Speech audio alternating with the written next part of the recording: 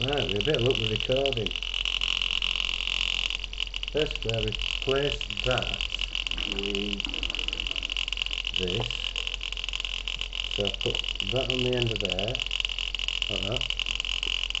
And this diaphragm is too strong, like that, too tough. So I'm changing that for a balloon. And what you've got, all you've got is that. I don't know if you can see that. Slow it down. Slow down a little bit. That just goes from there. Can't do it, it's that stiff. Goes from there to there. Just moves a centimetre. So, can you see? Choke, heat, wire wall. Replace that flame with. Oh, I'll go get it.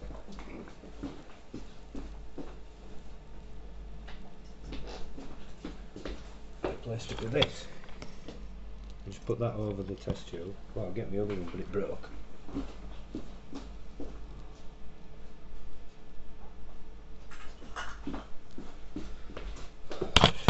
Right, that. We put it in the sun, and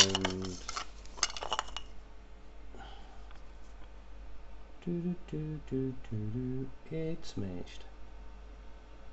It's got too hot. That's naked flame, and then balloon diaphragm.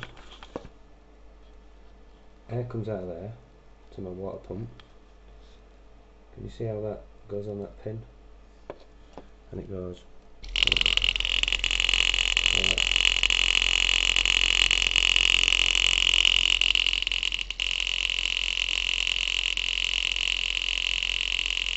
The noise you can hear is the metal rod hitting everything like that.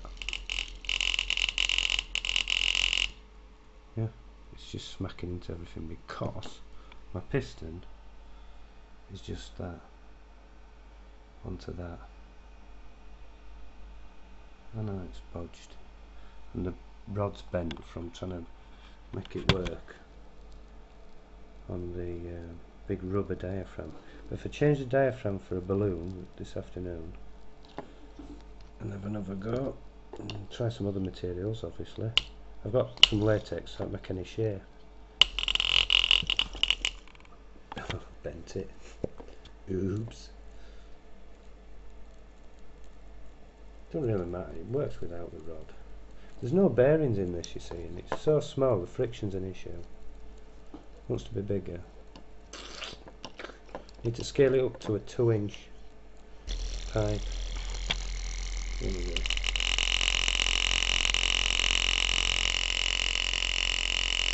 I just hope that the frame rate on this camera is enough for you to see that.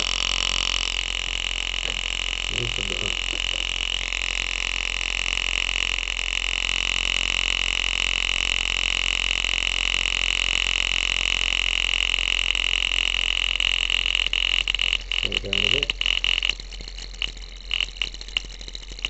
That's it hitting my thumb doing some work. It keeps going.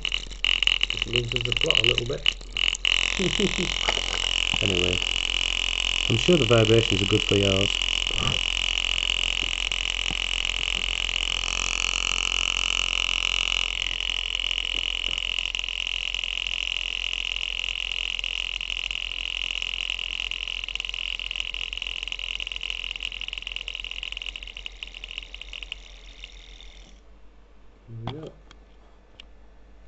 There we go.